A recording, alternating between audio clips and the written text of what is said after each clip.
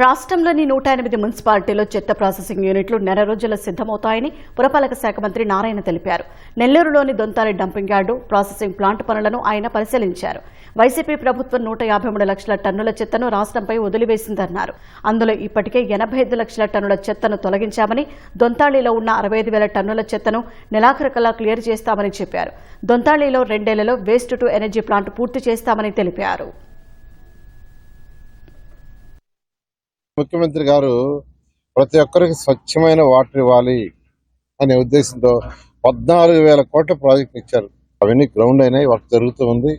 2 సంవత్సరాలు కూడా పూర్తవుతాయి. అవి పూర్తయితే ప్రతి ఇంటికి ట్యాప్ కలా ఉంటుంది, స్వచ్ఛమైన వాటర్ ఉంటుంది.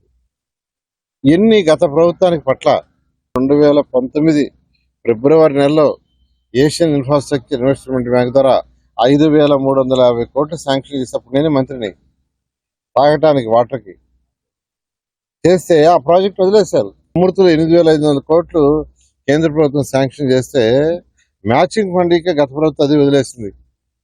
గౌరవ ముఖ్యమంత్రి గారు మళ్ళా దాన్ని రివైజ్ చేశారు. అతి ముఖ్యమైన సాలిడ్ వేస్ట్, రోజు వచ్చే చెత్తను బయటకు పంపించడం, లిక్విడ్ వేస్ట్ వచ్చే రోజు బాత్రూమ్ నుంచి, కిచెన్ నుంచి, టాయిలెట్స్ వచ్చే వాటర్ని డిస్పోజ్ చేయటం, ట్రీట్ చేయడానికి 123 మున్సిపాలిటీలో ఎస్టీపీలు శాంక్షన్ చేశారు.